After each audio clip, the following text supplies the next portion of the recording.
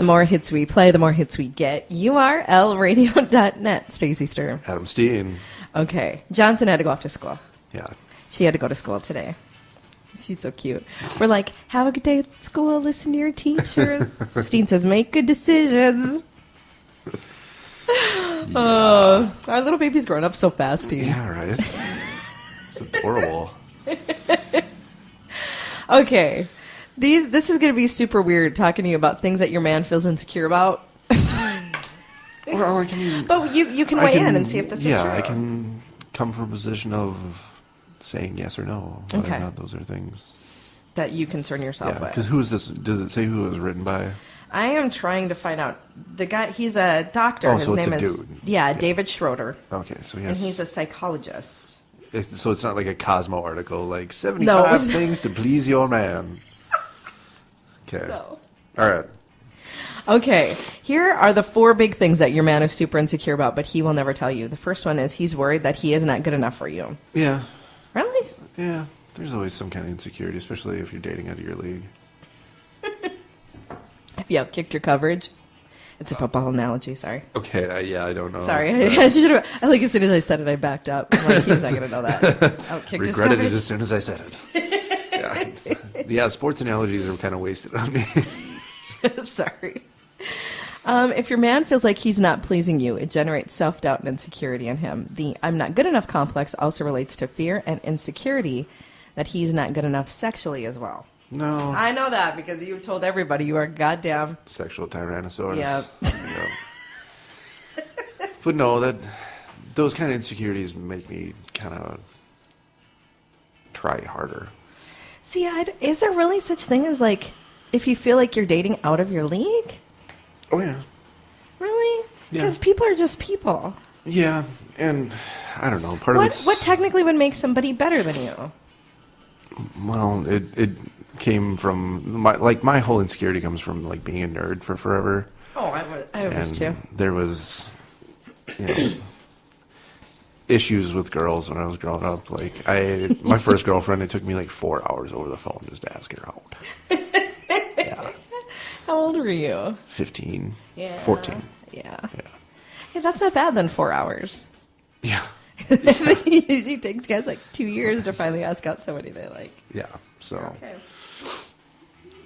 But. Yeah, and maybe too, I'm at a. If you would have asked me when I was 30, I probably would have said the same thing. But now that I've met people and I know people and I've dated more people, I just realized they're all kind of the same. Yeah. Everybody feels like they were a geek when they were growing up. Well. Except for my daughter. She's a pop and she's one of the coolest girls in school and she knows it. Yeah. But well, that's rare. These days. That's rare. It doesn't happen like that. Yeah. Yeah. Well, these days I don't have necessarily that issue, but there's always that little thing inside that's In the like, back of your mind. Yeah, I know. Yeah. Next, he's scared he's going to lose you. Yeah. Your partner's insecurity of not being good enough leads him on the road to fear of losing you because he's not good enough. So from this place of fear, he can go in one of 2 directions, becoming passive and indecisive in the relationship or becoming controlling and possessive. Whatever you focus on is what you're going to probably create in your reality. So if you focus on the fact that your spouse or your boyfriend, your girlfriend, your whatever is going to leave you and you fear that all the time, chances of them leaving you are really good because you're not in a good frame of mind. They're not going to stay because they didn't think you were good enough. They're like, because this dude's crazy. We're going to leave you because we feel like you're insane. Which is ironic because most of the time we're the ones that are insane. Agreed. I'm not even going to dispute that. I was talking to Cam about that the other day, too. We were having that talk at Shields. We went and grabbed coffee at Shields with the old people. It was hilarious. Everybody was like 70. And then here's Cam and I. We walked in and it was like the whole room just went silent. Like I felt like we were like breaking up a cult of some kind, like. Well, by the end of it, they're all like, one of us. One of us. No. You're hooked, bitches. Oh, my God. Next, he secretly needs your approval and your help. Yeah, secretly. Yeah. Clinical psychologist Dr. Joseph Nowinski points out that with insecurity comes a form of dependence on others to look good and do for me. If your man is dependent on you for his well-being and making him look good, then you might need to reevaluate your situation. Next, and last one. His emotions scare him. Yes. Yes? Yeah. I figured you'd be secure with that. Yeah. I'm not insecure with it. I just don't care for it. Emotions? Yeah. Don't like the feels. What's so bad about it? They're just annoying. Is it because it makes you vulnerable? It makes you uncomfortable because you're not used to it? Possibly. I just don't. Like, what makes you uncomfortable? What gives you the feels that you just don't, like, it... I don't even know what to ask. I don't like expressing those kinds of things. Like, Yeah. It's just... I don't want to... Do you ever like to... Okay, so then what's the easiest form of communication for you to express your feelings? Is it verbally? Is it through like a text? Is it through like a Facebook message? Is it through like doing something? Like, what's the easiest way for you to express to like Amy how you feel? Like verbal and doing things, but Yeah. As far as like my public life and being out and stuff like that, I don't like to. You don't want to be outed? Well, no. Because I don't want to deal with it when I'm in public. Oh. Well, you shouldn't have to. Right? Does she even require that? Mm. Dude, when I'm in public, squash anything personal. I'm seriously that way, too. I was recently talking to a boy, and I noticed that he's very touchy-feely in public. And I'm like, whoa, okay. It was nice talking to you. Yeah, right. That's kind of it for me. Thank you. Yeah, no, I don't do that either. No. I'm very much public Stacy. Like political public Stacy. Shake hands, kiss babies, make you laugh, chuckle, then on to the next group of people. Yeah, and that's how I prefer to be. Like, I've done the public touchy-feely thing, and I just don't like advertising that kind of thing. It's just like talking about politics or something like that. I don't want to do that at the bar. Right. And go out of my way not to. So PDA is like politics to you? Well, kind of, yeah. But I think there's a lot of people that are the same way. You can do small things. Like if you lean over and whisper something in my ear. Yeah. Sweet. That's nice. Smack my ass. Perfect. But don't show me affection. Yeah, right. No. It's just like that's not right. Yeah. It's just like on Facebook, you don't ever see me doing lovey-dovey shit on there. You don't post stuff on Amy's wall like, you're my inspiration, you're my heart, you're my soul. No, I'll just tell her that. Here's how I know that you're in a good place. You will post like a Star Wars or recipe something and tag Amy in it. I'm like, oh, that's as sweet as Steve's going to get right there. That's as sweet as Steve's going to get right there. On Facebook, though, like, that's as far as I go. Yeah. Like, I don't, unless I'm particularly incensed about something for long enough that I still think it's a good idea to post about it. Like, yes. Like, you won't see me post political stuff either. I don't really either. And, unless it's something. I don't post religious stuff. I don't post political stuff. And I used to be kind of bad about posting like anti-religious stuff, but I just don't anymore. Just avoid the whole situation. I've got a lot of friends that are faithful, a lot of family that's faithful, and I'd just rather not piss them off on Facebook. Yeah. It's just like, no, I'm not gonna be combative in public. Right. And well, I'm old enough and I'm wise enough now to see everybody's point. I have been Catholic since the day I was born.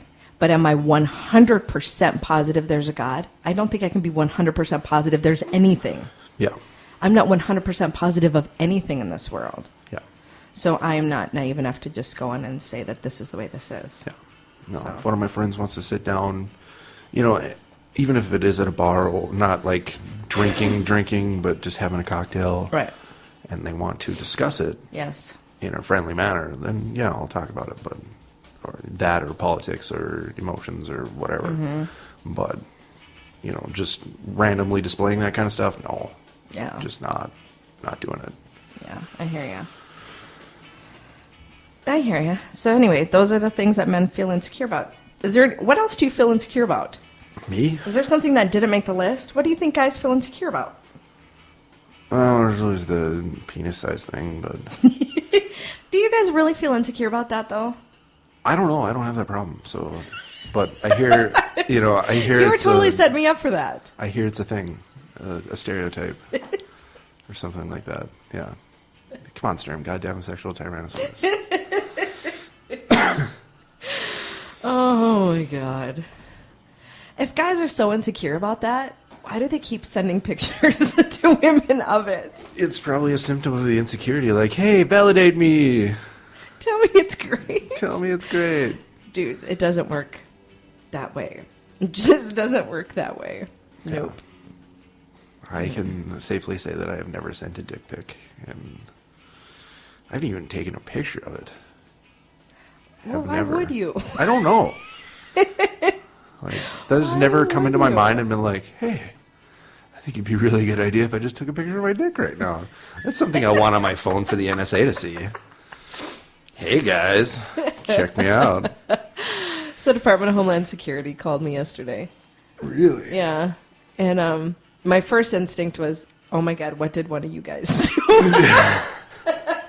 Cam? That was my first instinct. My second go-to was Cashy. And then my third one was you. So I was like, That's... My boss from the Hospitality Association was giving me guff the other day. He's like... Because we have to fly out on Monday to go to D.C. for 5 days. Mm-hmm. And he's like, if you get tagged for a random bag check... Because every time that I fly with facial hair, I get tagged, no matter what. Why? I don't know.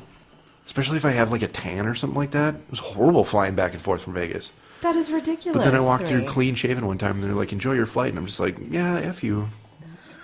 You guys suck. And he's like, my boss was like, if you get tagged for a random bag check, I am never going to stop making fun of you. And I'm like, it's been 7 years since I've gotten on a plane. Yeah, I'll laugh. I'll laugh too. Oh my God. Like, that is kind of funny. Huh. Oh, I don't know. I know, it was funny there. Yeah, Cam is actually on the do not fly list. Really? Yeah, he's on the do not fly list. How did that happen? He's a terrorist. Wow. He got a terrorist name. His dad is too. His dad's like the sweetest old man ever. What? Yeah, I don't know what happened with Cam. His dad's great. Yeah. There was one time I was waiting in line for the more intrusive screening. And I was flying out of McCarran in Las Vegas to here. And standing there with my bag and kind of looking around because I'd been there for an hour and a half. And this lady behind me is kind of just looking at me. And I turned around and I'm like, hi, how's it going? She's like, well, I can see why you're here. Like, thank you. Thanks. What are you in for? She's like, oh, just, one-way flight. Oh. She was of color. And so I was like, okay, well, at least we can bond over that. And we ended up talking for the next, 45 minutes before we both got through the line. God. I'm so glad I look unassuming. Yeah, and there's, And if anybody's probably going to bomb something, it would probably be somebody crazy like me. They scrubbed down one of my books one time. What? Yeah, I still have the book. It was the seventh book in the Dark Tower series. And they scrubbed that down for bomb residue one time. And I'm just like, really? If that book explodes while we're on the plane, I'm going to be pissed off. And I paid $11.99 for that book. Damn it, I'm reading it. Yeah, right? Boy. Well, I'm going to be curious to see now if you get stopped. Especially after we've been talking about this on the radio. Yeah. I know they must be listening. I'll live tweet it. Or live Facebook it. Be like, oh, got me again. Called it. Oh. Yep. It was TSA. On point with their profiling. It's like, I'm the whitest guy imaginable. I'm Norwegian, Polish, English, and Irish. It's a miracle that I don't glow in the dark. Yeah. Oh, my God. Well, so then you won't be here next week, Steen. You might never be back again, Steen. Why? So I've enjoyed the show with you. They might take you Oh, forever. yeah. I'll end up in Gitmo. I'm sorry. Oh, God. Coming up, we have that afternoon show at 2. We have Rock Ranger at 4, and your requests all day. Let me know what you want to hear. Email me, Stacy at urlradio.net. That's Stacy at urlradio.net. Everybody have a lovely day.